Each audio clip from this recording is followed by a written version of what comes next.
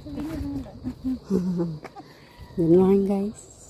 Good afternoon. Nandito ako sa probinsya. Sa probinsya. Ito ang ilog namin. Ayun, ang bundok. Ginagawa na pala yung ano doon o daan. Di ba yun ang ginagawa nilang daan? Papuntang Mapanana? Langiden. Papuntang Langiden. Langiden to Bangged. Ayun. Ang mga kasamahan ko.